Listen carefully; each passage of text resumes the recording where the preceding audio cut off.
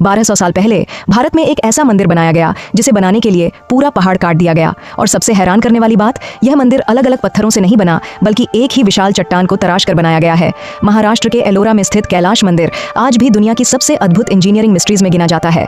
लेकिन मजे की बात यह है कि उन्होंने ईंट के ऊपर ईंट रखकर कुछ नहीं बनाया। उन्होंने सीधे एक पूरे के पूरे विशाल पहाड़ को ऊपर से काटना शुरू किया और उसमें से एक पूरी इमारत बाहर निकाल दी। बिल्कुल, और ये कोई आम इमारत नहीं है, ये दुनिया का सबसे बड़ा सिर्फ एक ही चट्टान को काटकर बनाया गया ढांचा है। दुनिया की हर इमारत हमेशा नींव से शुरू होती है और छत पर खत्म होती है, लेकिन यहाँ सब उल्टा है। और यही बात इस मंदिर को एक टॉप डाउन मिरेकल बनाती है।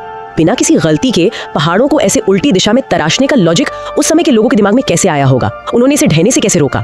इसका जवाब ना उस पहाड़ के भूगोल में और उनके बहुत ही स्मार्ट इंजीनियरिंग दिमाग में छिपा है। अगर हम इसे गहराई से समझें तो वो लोग ग्रेविटी को चुनौती नहीं दे रहे थे, बल्कि ग्रेविटी को अपना सबसे बड़ा साथी बना रहे थे। अच्छा, वो कैसे? क्योंकि देखो, वो अलग अलग पत्थरों को जोड़ नहीं रहे थे, वो एक ही ठोस पहाड़ को काट रहे थे। तो ढांचा पहले से ही अपनी सबसे मजबूत अवस्था में था, मतलब वो खुद धरती का हिस्सा था। और जब ऊपर से नीचे की ओर खुदाई होती है ना, तो जो मलबा या भारी पत्थर कटते हैं वो ग्रेविटी की वजह से अपने आप नीचे गिर जाते हैं। इससे मलबा हटाने का काम बहुत आसान हो गया। अगर वो नीचे से ऊपर खुदाई करते तो मजदूरों को वो सारा भारी मलबा अपने सिर के ऊपर से हटाना पड़ता, जो कि बहुत खतरनाक होता है। और उन्हें मचान यानी स्कैफोल्डिंग बनाने की जरूरत ही नहीं पड़ी, क्योंकि पहाड़ खुद ही उनकी जमीन था। ये तो बहुत ही कमाल का विजन था, लेकिन यहाँ खुदाई का जो पैमाना है ना, वो सच में होश उड़ा देने वाला है।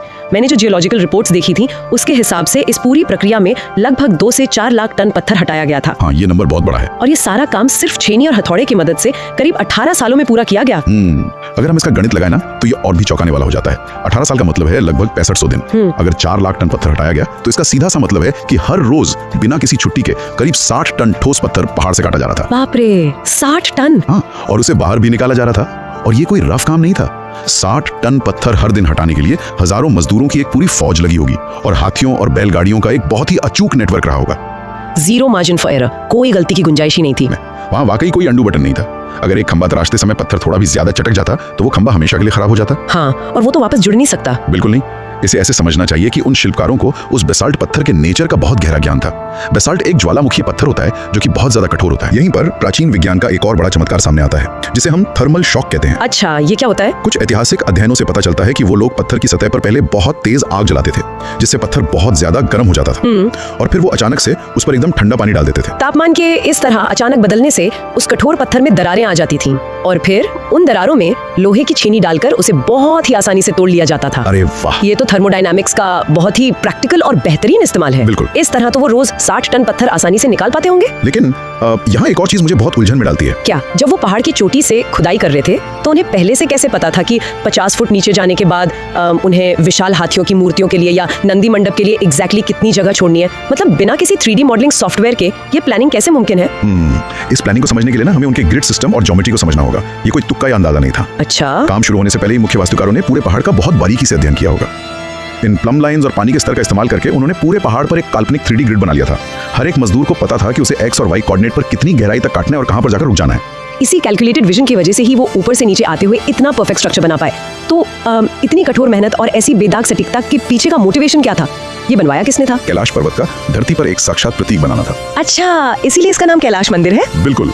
लेकिन जब ऊपर का ढांचा और खंबे बन गए तो उन पर बहुत ही बारीक नक्काशी करने की बारी आई, और यहीं पर आकर ये सिर्फ एक इंजीनियरिंग चमत्कार नहीं रहता, बल्कि एक जीवित महाकथा बन जाता है। इसके अंदर की दीवारों पर रामायण, महाभारत और शिव पुराण के पूरे दृश्य बहुत ही खूबसूरती से उकेरे गए हैं। सही कहा। एक तरफ विशाल नंदी मंडप है और एक बहुत ही फेमस मूर्ति है जिसे रावण अनुग्रह मूर्ति कहते हैं, जिसमें रावण कैलाश पर्वत को हिलाने की कोशिश कर रहा है। ये रावण अनुग्रह मूर्ति ना प्राचीन भारतीय मूर्ति कला का एकदम पीक है।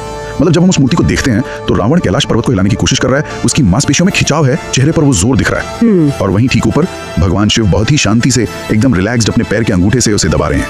ये कोई आम स्थिर मूर्ति नहीं है, इसमें एक मोशन है, एक इमोशन है। वाकई कठोर बेसाल्ट पत्थर में वो कंपन और वो तनाव पैदा करना, और वो भी तब जब आप ऊपर से नीचे की ओर काटते हुए आ रहे हो, ये किसी जादू से कम नहीं है। और सबसे कमाल की बात तो मुझे ये लगी कि मंदिर के निचले हिस्से में असल जिंदगी के आकार से भी बड़े हाथियों की पूरी कतारें बनी हुई है। देखने में ऐसा लगता है जैसे पूरे के पूरे कैलाश मंदिर का भार उन हाथियों ने अपनी पीठ पर उठा रखा है। बिल्कुल, और ये सिर्फ दिखावे के लिए नहीं है। वो हाथी भी ना उसी एक पहाड़ का हिस्सा है। अगर हम जरा उस दृश्य की कल्पना करें, जब ऊपर के मंडप और छत बन गए होंगे तब वो कलाकार नीचे आए होंगे। हाँ। चूंकि छत पहली बन चुकी थी, इसलिए जो मूर्तिकार इन हाथियों और रामायण के दृश्यों को बना रहे थे वो ऊपर से गिरने वाले मलबे, धूप या बारिश से पूरी तरह सुरक्षित थे। लेकिन मौसम और समय की बात करें तो 1200 साल कोई छोटा समय नहीं होता है। इस दौरान कितने ही मौसम बदले, हजारों बार बारिश हुई और सबसे बड़ी बात, इस इलाके में कई भूकंप भी आए होंगे। फिर भी ये इतना विशाल ढांचा आज भी इतनी मजबूती से खड़ा है, ये कैसे पॉसिबल है? इसके पीछे का जो जियोलॉजिकल लॉजिक है ना, वो बहुत ही दिलचस्प है। आज हम जो भी इमारतें देखते हैं, चाहे वो ईंट की हो, कंक्रीट की हो, वो टुकड़ों को एक दूसरे से जोड़कर बनाई जाती हैं। हाँ, जॉइंट्स होते हैं। लेकिन कैलाश मंदिर में क्या है, इसका कोई जोड़ ही नहीं है। ये अलग अलग पत्थरों से बना ही नहीं है। अरे हाँ, ये तो मोनोलिथिक है। हाँ, ये पूरी धरती उस पूरे पहाड़ का ही एक अखंड हिस्सा है। तो जब भी कोई भूकंपीय तरंग या सिस्मिक वेव आती है ना, तो वो किसी जोड़ से टकराकर उसे तोड़ती नहीं है, बल्कि वो तरंग उस पूरे मंदिर के आर पार वैसे ही गुजर जाती है जैसे वो किसी आम पहाड़ से गुजरती है। ओह माय गॉड, तो इसका मतलब है कि जब भूकंप आता होगा तो ये मंदिर अलग से नहीं हिलता होगा, बल्कि ये पूरी धरती के साथ एक साथ रेजोनेंस में वाइब्रेट करता होगा। ये तो धरती के साथ एकदम एकरूप है। इसी एकरूपता की वजह से समय के थपेड़े हों या पुराने दौर के कई आक्रमण, कोई भी इसके मुख्य ढांचे को हिला नहीं सका। इतिहास बताता है कि इसे नुकसान पहुंचाने की कई कोशिशें हुई, कुछ बाहरी मूर्तियां तोड़ी भी गईं, लेकिन एक ही विशाल चट्टान से बना होने के कारण इसकी जो मूल स्थिरता है ना, उसे कोई चुनौती नहीं दे सका। मतलब आप हथौड़े से किसी ईंट की दीवार को तो गिरा सकते हैं, लेकिन हथौड़े से पूरे पहाड़ को कैसे गिराया जा सकता है?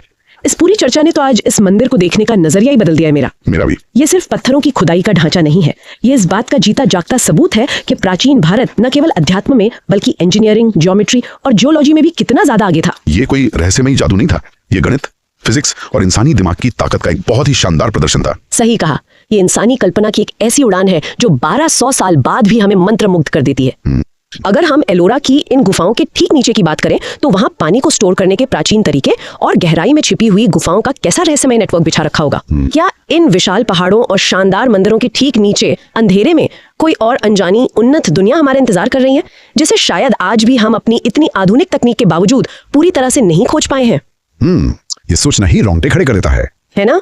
शायद इतिहास के कई और जवाब इन्हीं पहाड़ों की गहराइयों में कहीं दबे हैं, जो भविष्य में किसी और खोज का इंतजार कर रहे हैं। अगर आप चाहते हैं कि हम अगली वीडियो में एलोरा की हिडन केव्स और एंशिएंट वाटर सिस्टम्स के रहस्य डिकोड करें तो कमेंट में लिखिए हर हर महादेव।